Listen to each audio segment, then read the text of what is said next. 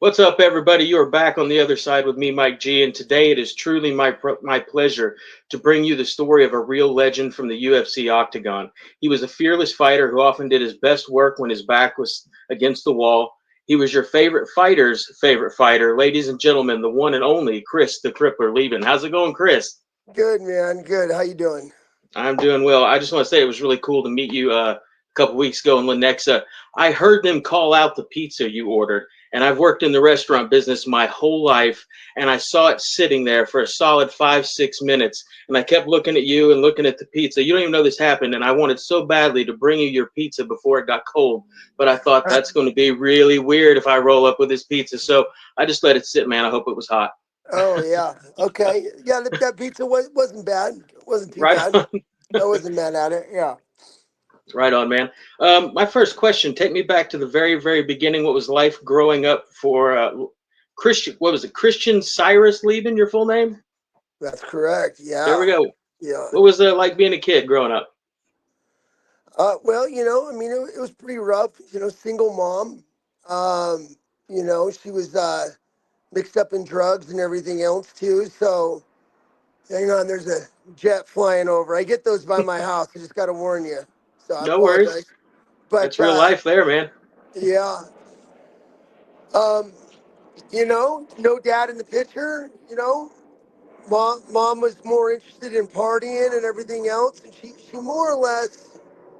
I mean, me and my brother were never abused, neglected. I would say not abused, but Right. definitely we were not her priority. Stocking the fridge with food wasn't her priority. Making sure I had good, clean school clothes wasn't her priority.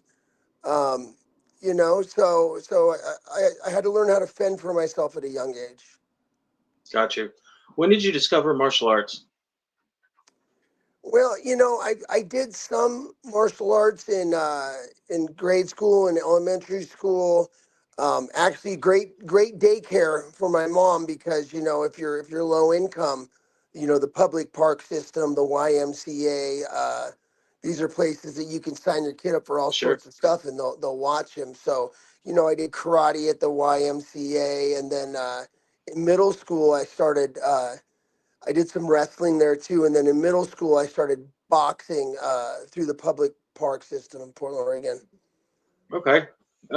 Talk to me a little bit about joining the army. I read that when you left high school, you enlisted. How did that work out? Well, not great. Yeah, so when I graduated, I didn't know how to read or write. That's a long story. I read and write pretty well now. Um, but again, because of the upbringing, and I remember them just telling my mom, I was dyslexic and learning disabled, and I'd never be able to learn. Nobody ever bothered trying to teach me, Got you. and I had no motivation as a kid really to learn. So but I did excel at wrestling. So my goal was, well, I can't go to college because I can't read. I'll wrestle for the army. At least There you that's go. what I was thinking. Ended up going, doing well. Got like 300 on my PT, and shot well. Got selected for airborne. Ended up going 82nd airborne, and then when I got there, they would not. They wouldn't let me try out for the Army wrestling team. Instead, they wanted me to work on helicopters 6 days a week. And the 18-year-old, 19-year-old Chris Lieben, that was not what I wanted to do. And having grown up without any guidance, I didn't think twice. I got in my car and I drove across the country, and you can't do that. Yeah. So I ended up getting thrown in jail for going AWOL from the army, and that's kind of the end of that story. Since it's one of the biggest letdowns of my life. Looking back, when quite really exceptionally disappointing. Would I have ever became an Ultimate Fighter if I wouldn't have done that? Probably not. Probably not. Probably not.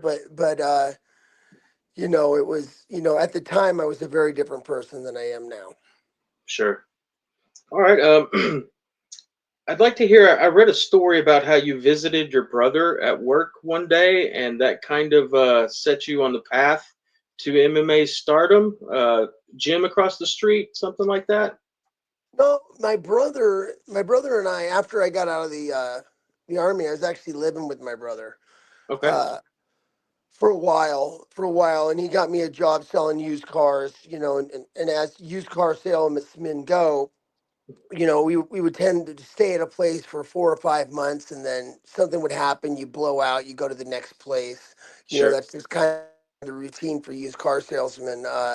So my brother and I were working at different places, and he calls me one day and he says, "Hey, uh, I got a job at this car lot, and Matt Lindland and Randy Couture are kicking the shit out of each other in the garage."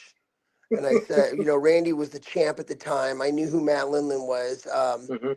I had wrestled all through boxing, middle school, wrestled in high school. This was, I was in the army. I did the army thing for a year, and now I was out. That was about the time frame we're talking about now. We're talking about 20 years old.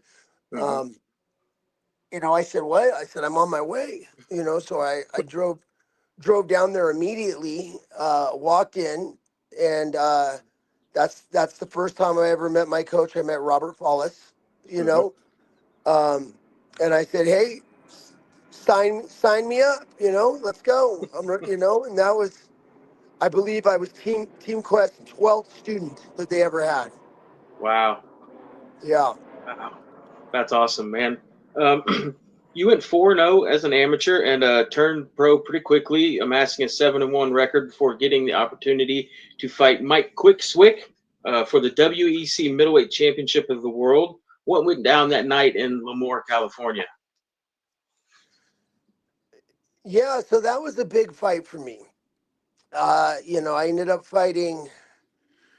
I fought. I'd fought once before in the WEC. Then they were giving me the title shot against Mike Swick. We knew Dana White was going to be there, So, and the WEC was kind of they were the big show on the block at the time. Hmm. Uh, and Mike Swick was undefeated as well. So it ended up being, a good matchup, but I ended up knocking him out. I think first round I dropped him and had his back, and then the second round I ended up completing the knockout. Yeah, I've watched that fight 3 times in the last 24 hours. That was a sweet knockout. Um, Tell me about getting the call to be in the UFC. What were the emotions you felt knowing that you were going to be competing against the best of the best? Well, it wasn't really like that because I, you know, I ended up, Randy Couture was my coach, right? So he was obviously the UFC heavyweight champ at the time. Hmm. Matt Lindland was already fighting in the UFC. Evan Tanner was at our gym. He was fighting in the UFC already. And then underneath them was kind of me, Ed Herman, Chael Sonnen, Matt Schultz, a few other guys. Uh, but Randy came to me and he said, "Hey, I want I might be doing this thing. I want you to send him in a videotape."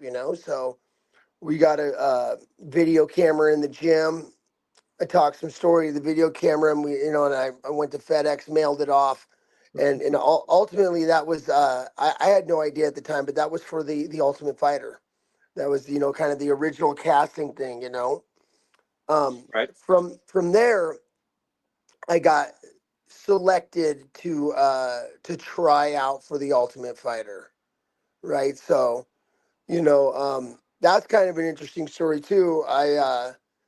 The first part of they had all this stuff planned, like 2 days worth of tryouts, but your first audition was they just sat you in a room in front of a camera, and they said, just take 5 minutes and tell us why you should be on the show. Well, 3 minutes in, I'm in this hotel room talking to this camera. 3 minutes in, the side door opens, and Dana White and Craig Peligian, the producer of the show, come rolling in the room, just cracking up laughing. And I mean, that's the first time I really met Dana. He was at that fight, but this is the first time all of a Right. sudden he's laughing hysterically and he's standing in front of me, and they're like, that's it. He's like, kid, you're on the show. That's all there is to it.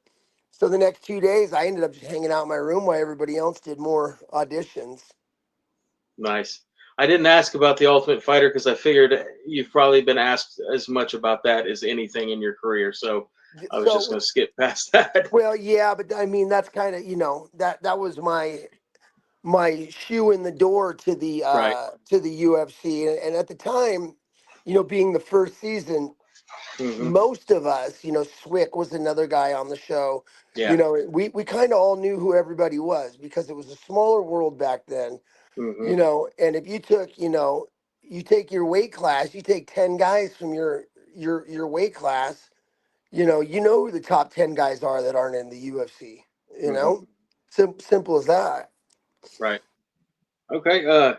You started your UFC career 5-0, taking out the likes of Patrick Cote and Jorge Rivera.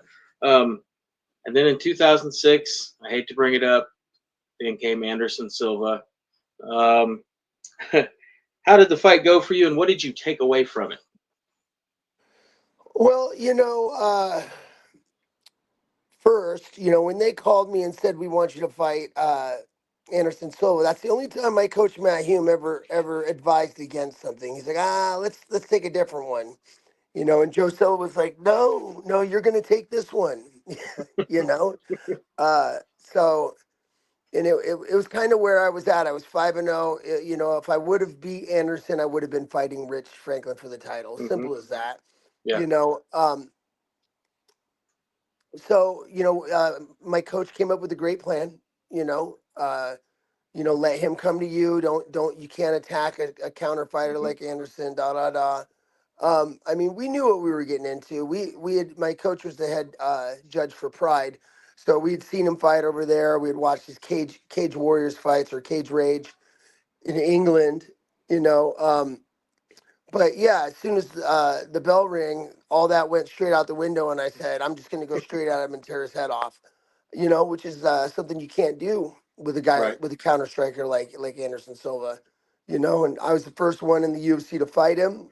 At his prime. Hmm. What can I say? The rest of the story is what it is. You know, Yep. he's an All right. amazing fighter.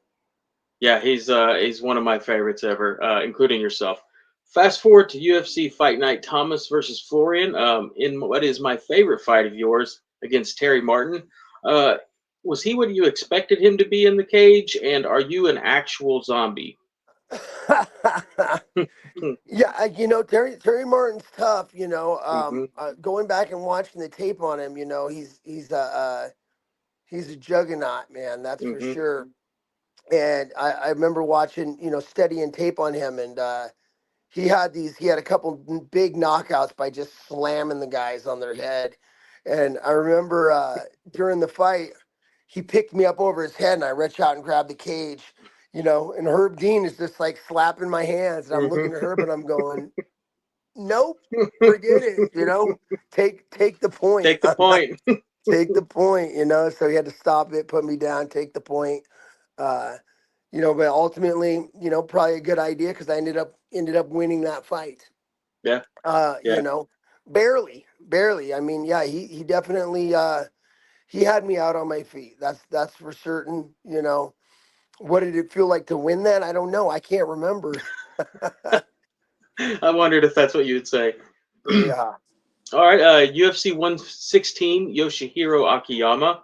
What were the circumstances leading up to that fight, and where does that win rank amongst your personal favorites? Yeah, so that was a big one for me because I had just fought in Aaron Simpson Hmm. 2 weeks prior. Yep. Aaron Simpson was undefeated. Hmm. He had beat one of my best friends, Ed Herman, his most recent win before that. So I felt like I was avenging that for Eddie, my training partner. And you know, I had asked to fight Aaron. I was able to fight him. I ended up getting a first round knockout Hmm. there. And then, they called me up to fight Akiyama when Vanderlei Silva had gotten hurt, so they wanted me to fill in. Um, and I thought, what the heck? Why not? Yeah. Let's do it. So I ended up, that fight. The funny story about that fight is, I remember walking back to the cage, and I turned to my coach Burton Richardson, and I said, "What was that about?" Halfway through the second round, and Burton's like, "What? No, there was like 12 seconds in the third." And it's funny because I couldn't remember in up like somewhere in the second round I get hit. You can Hmm. actually see it if you watch the tape, and my knees buckle, and from that point on, it's just autopilot, autopilot. Okay. But yeah, that was a big win. Everybody remembers that fight. They don't remember the Aaron Simpson fight. It's kind of funny, but everybody remembers the Akiyama fight. I think because it was so back and forth, and I was probably losing that fight on the cards. Hmm. I'm pretty certain I would have lost if I wouldn't have got that triangle. Yeah, I think it was close, but I think you're right. And with Simpson, I think he was just as dangerous, maybe even more so than Akiyama. Just American fans weren't as, maybe worldwide fans weren't as aware of Simpson as they were Akiyama. Possibly, possibly. Um, See here, UFC 132 in Las Vegas. You take on a true legend, Vanderlei Silva.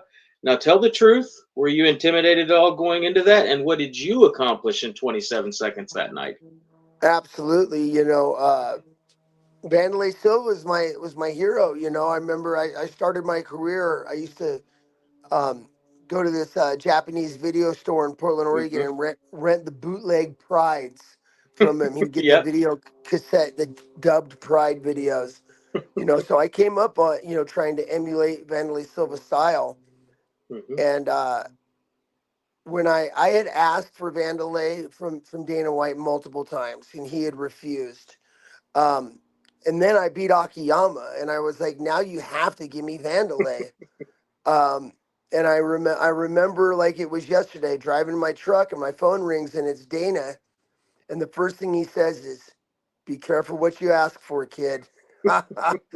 Then he said, and I said, "What?" He said, "You're fighting Vanderlei Silva," and I had to pull my truck over, and I just had to be like, "The fuck did I just do?" you know, because I Yep. wanted it because he's my hero. I didn't, that's one of those fights I didn't think I was going to win, but I wanted it anyways. Sure. Um, you know, uh, I wanted to fight my hero. Ultimately, it's the only fight I've ever had that worked out exactly the way we trained for it. We know what we knew the combo Vanderlei Silva's been throwing for 10 years. Yep. 1-2 looping punch, looping punch. So we just had to set that off. So it was a Hmm. leg kick to kind of set that gun off, and Hmm. then I was going to look for the tie clinch and uppercut. My coach has Burton has a video of us drilling that 1,000 times in a row, that scenario, and what can I say, it actually worked. Those of you Hmm. guys out there, if you are not a fighter, usually the game plan never works out the way you think it's going to. The fight is almost always completely different than you expect. It's just the nature of the beast, and this was the one time it really was what we expected. Yeah, that was awesome. What was the quote? Akiyama was supposed to fight Vanderlei. I want him next. Yeah. Well, yeah, yep, that was it. Your final UFC fight was against Uriah Hall. Did you know going in that there was a chance this would be your last MMA fight, and what prompted the stoppage? Yeah, so I mean, that's a long one, man. That opens up a whole topic. I going into my last few fights, my last 4 or 5 fights in the UFC were, I was on a downhill slide, real Mhm. bad. Um, I'm very vocal about it. As my career grew, so did my drugs and alcohol intake. I grew up in a meth house with an alcoholic family, and I learned those ways young. Mhm. Started fighting and making money, and felt like I didn't deserve it. Threw a lot of it away, Yeah. and going in, by the time I was on that fight, I was just fighting to. I had lost the love of the sport that I loved. And there was a time when I would have died before I would have quit. For sure. That's Chris Lieben. That's the most common thing I get when I run into people, old fans on the street. They go, man, whether you won or lost, you never quit. You gave it your Yeah. all. And that was my mentality. I prided myself in that. But that last fight, I quit. I quit on the bench. There was nothing that prompted it. What prompted it was me not wanting to answer the bell to the third round. Me just being like, you know what? Fuck it. I've had enough. You know, um, I don't want any more of this. I'm gonna get paid. You know, I wasn't beat up. He didn't stop me. Right. Uh, you know, I quit on myself. Hmm. And that's it's a hard thing to admit. And it was very crippling to me for a lot of years. Um, that opens up the whole. I ended up retiring from the UFC. My life quickly spiraled. I ended up, in jail. I did 6 months in jail. I got out. Had to start working. Really took me a while. Like I was coaching, but I was struggling really bad with alcoholism. Uh, a couple years before I finally got sober. I finally got Hmm. sober. God, I don't know. This is maybe 7 or 8 years ago, and um, I remember I started enjoying training again. And I was kicking the shit out of the 20-year-olds, and I was going, what, fuck, why not? Why don't I do this? So I tried to sign a contract with Bellator, and I found out that I failed my medicals. I had an enlarged left ventricle, and my heart was not doing good. You know, uh, turns out, man, you live fast and you break that body down. I was burning the candle from both ends for a lot of Hmm. years. I was partying all night, training all day, putting the wrong stuff in my body, and even at my mid 30s, my heart was already giving out. Um, so they said, medically you can't ever fight again. So okay, continue to coach, continue to focus on my sobriety, really changed everything about my life, about who I hang around Hmm. with. Really became immersed in recovery. And every time I go back to the cardiologist, my heart would get a little better, my ventricle would get a little smaller, my Hmm. ejection fraction would get a little better. And it's kind of funny because it was literally like the day my cardiologist looks at me and he goes, well, he's like, I don't know how, it's a miracle. He goes, your heart is the equivalent to any man your age. He's like, you don't have a degraded heart anymore. And I was like, Awesome. wow. And I said, hey, would you let me fight? And he says, you can do anything a healthy man wants to do. And Hmm. that was like the next day the BKFC called me. And I told him, you're crazy. I hadn't heard too much about it. It was early in the Right. BKFC. I think they were on like 6 or 7. And then I went home and pulled it up on YouTube, and I went, holy shit, this sport is made for me. This sport is designed for the way I fight. Yeah. So yeah, so that is what launched my BKFC career. And on that, talking about quitting in the cage. I ultimately I had 4 fights. Hmm. 3 of them were first round knockouts. Hmm.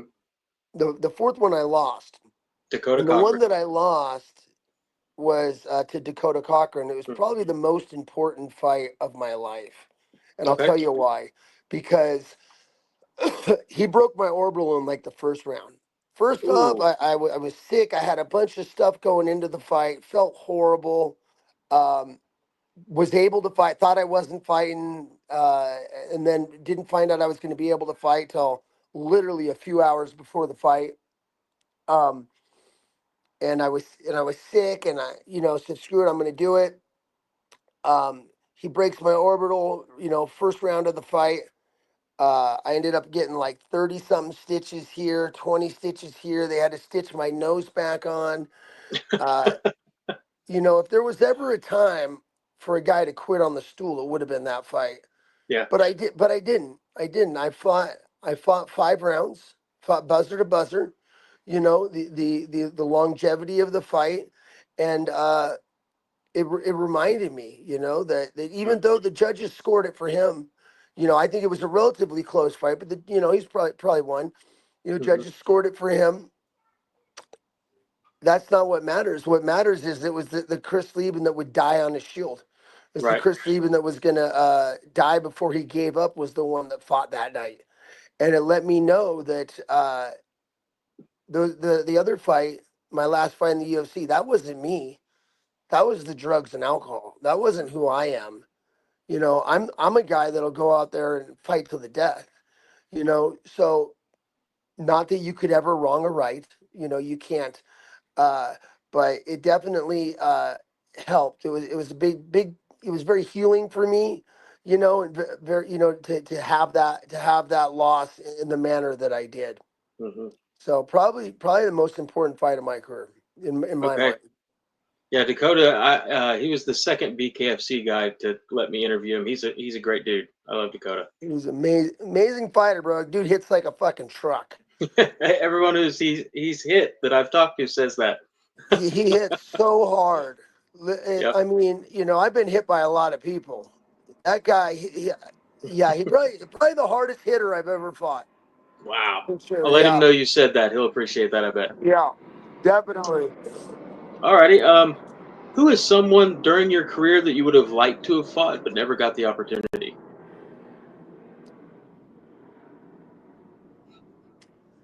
I mean, I pretty much fought at the time I fought everybody.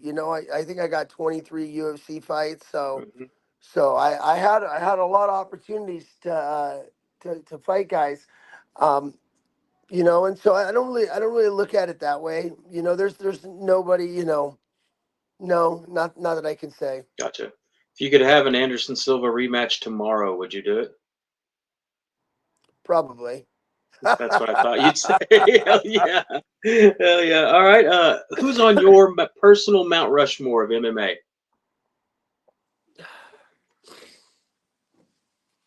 Anderson Silva, for sure. John Jones, you know. Um, Definitely, Khabib's in there in the running. I think GSP, BJ Penn. Yep. Uh, yeah, yeah. I think those are for me.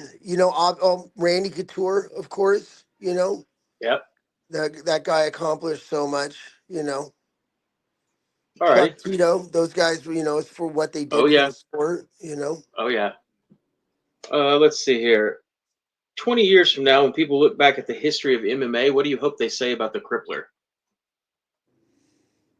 Man, that guy never quit. It's a life's not over. For me the fighting chapter may be done, but I'm still trying to do a lot more in combat sports. Hmm. I saw you at the refereeing and judging Yep. uh course for ABC for bare knuckle boxing. So I want to be an official for many more years. I want people to say that's one of the best judges. You better hope Chris Lieben's scoring your Yep. fight. He's one of the best referees. That guy knows when to stop a fight. He knows when to let those guys go. You know, um, so I'm trying to bring that knowledge that I have from being a fighter, from being in there, into being an official. Hmm. And doing it in the best capacity possible. Gotcha. Yeah, you have certain knowledge and expertise that not everyone does. It makes sense for you to be a judge and a ref, definitely. Thank you. Let's see here. These next few questions are kind of strange. I want to get to know you, the person, not just the fighter. What do you like better, pulled pork or brisket? Pulled pork. There we go. All right, Yeah, I think both I in think the. I think pork gets It gets shit on too much in our society nowadays. Pork is delicious. It's the I best. I mean, love pulled pork. and brisket it's hard. It's hard Hmm. hard to make. Not all brisket is equal either. People, I think, it gets put up there on a pedestal.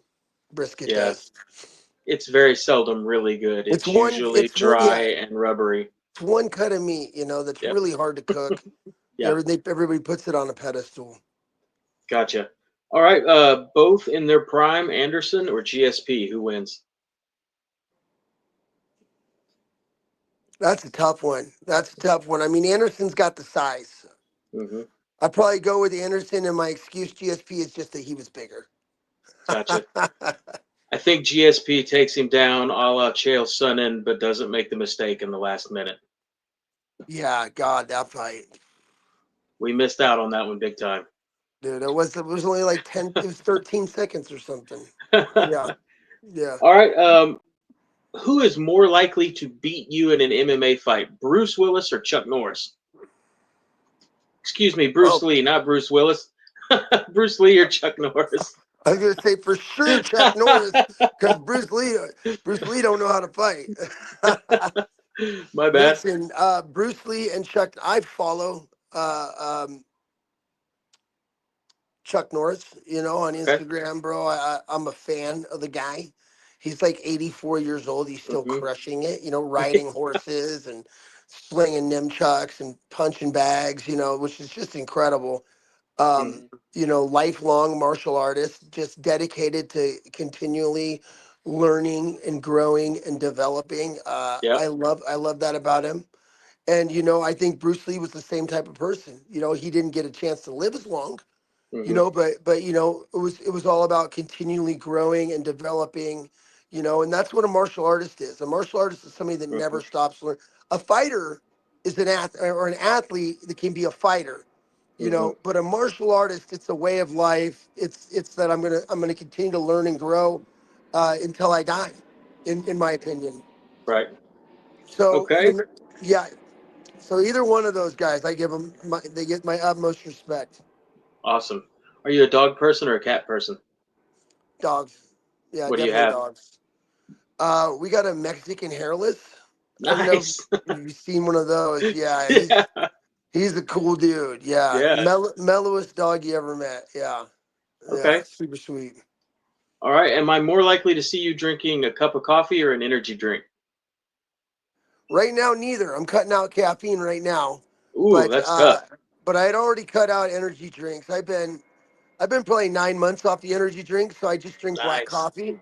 But I'm Okay. trying to get rid of that as well. So I'll let you know how it goes. Yeah. Enjoy those headaches, man. Yeah, yeah. Whew. All right. Another question. Both in their prime, Ali or Tyson? I mean, the prime for the era too, though. Right. It was a different era. So I would probably say that Tyson would beat Ali just as much as Tyson. The old Tyson doesn't beat a top five heavyweight nowadays with the Right. size and strength of these guys. At the heavyweight division nowadays. Right. Just like everything, the sport continually evolves. You know. Hmm. I think Tyson would have got inside kind of the way Frazier did, and the punches he landed would have had more effect than Frazier's did. I think it would have been a similar fight. Yeah, yeah, yeah. But Frazier won once. You Hmm. know, Frazier did win it. He bobbed and weaved his way in there. Hmm. Yeah, All they right. fought 3 times. I I think can't they fought. remember if it was two or three. Maybe it was three, and Ali won twice. Yeah, I think that's what it was. Yeah, Okay. yeah. Frazier won the first one. Pretty I have sure. learned that everybody who goes to the gym on a regular basis is on one side of this question or the other. And I want to ask you, are you a guy who leaves his shoes tied and just slips them on and off every time he puts them on? Or do you untie and retie each time? Well, for me, it depends on the shoes. But here's the important thing. I'm a gotta tuck the laces in guy. I don't like big floppy ass laces hanging out. Like so those are unless I cut my strings off and they're always tied, or I tuck them in. I tie them and Gotcha. tuck them in. Yeah. So big loop hanging off the side, dragging on the ground's a no-no. Yeah, I can't handle it. Yeah. Gotcha. Okay. Um, Pineapple, does it belong on pizza? Yes or no? Sure. Yeah. Gotcha. I love Okay. pineapple on everything. There we go. Um, in your bathroom at home, here's the toilet paper roll. Does the toilet paper come over the front towards you or behind against the wall? Over the front. Nice. Has to go over the front. That question is now 26 over to one behind. One behind. One. I've had But one person. All right. What is something that you really enjoy that people don't know about you? man, people would probably be surprised how boring I am. Literally, like I'm into like hanging out. I'm into fighting. Like that's what I do. Gotcha. It's like, uh, I got a bunch of remote control cars sitting over here. Oh, sweet. I got a boat. I got 4 cars, a helicopter, a plane sitting over there. So people Nice. probably wouldn't know. I lie and tell people they're my 7-year-olds, but they're not. They're mine. They're So, are they the they're gas mine. powered ones? Uh, they're they're souped up. They're Okay. not gas powered, but yeah, they're more expensive than a 7-year-old toy. Let's put it that way. Nice. Where did you get the nickname the Crippler? That's interesting. And I was just having an argument with my girlfriend about this one, where she thinks I got it from, which is not correct. But they on the show I was a cat smasher, Hmm. for the while because I got drunk and said I smashed cats. Before that, they called me the prodigy. It was just, I walking out. Mike Goldberg announced me, Crippler Lieben. Somebody inside the UFC decided that was gonna be my Okay. nickname. They spit it out and it stuck, and I had no say in the matter. That's just the truth. Well, it's an awesome nickname. It's perfect for you. I've got four more little questions. You got time? Sure, All right. let's do it. Everyone who watches the content I put out knows that the reason I do this is to help people who are going through struggles. Like myself, you have struggled with addiction issues. If you had a message to share with people who are watching who are going through problems, what would that message be? Listen, man, the struggle is real. My story's out there. I've been through it. No matter how dark it seems, how hopeless it seems, it's always darkest before dawn. You Hmm. know, you can get through it. Don't cut it short because this is only a blip in time. There's many good days in the future. Hmm. You gotta buckle down. You gotta commit, and you gotta want to do it, and you can do it, and you can change your life forever. Absolutely, absolutely, man. Aside from judging, refing, coaching, traveling, and giving up your free time to rednecks on YouTube, what else do you have going on in your life? Well, I have my gym. Mhm. So I'm running. I have a big gym here in San Diego. Um, By the way, the training center, my shirt right here. Maybe we can give Mhm. them a plug. If Yeah, anybody's absolutely. visiting in San Diego, you want to come in, train, you want to hit pads with me. Uh, our jujitsu coach is Barrett Yoshida, who's, ADCC Hall of Famer, living legend. He's Mhm. incredible. Um, I'm busy running that place, coaching classes and running that place, and then I got my 7-year-old and my girlfriend inside. So man, I'm full. My life is full. Far too That many 7-year-old blessings. to do it.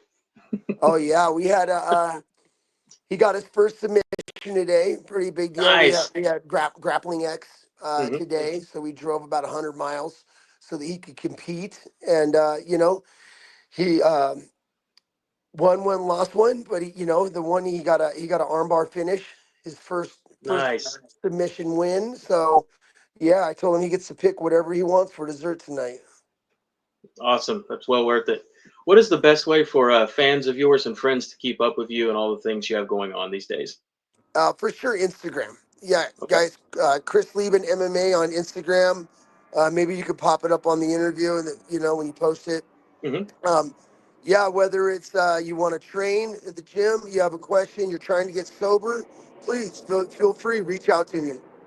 That's awesome, Chris. Is there anything else you want to say before we get off here? I think that's it, man. Thank you so much. Thank you, Chris. I tell everybody at this point, and I do this without even thinking about it. Thank you from the bottom of my heart, man. I know you're extremely busy. I promise you this is going to help people. I'll upload it to YouTube. I'll send you a copy. If for any reason you don't like it, let me know and I'll take it down. Awesome, brother. Thank you. You have a Thank good you, one. Chris. I look forward to seeing you one day, Cage Side. All right. Bye bye. Bye.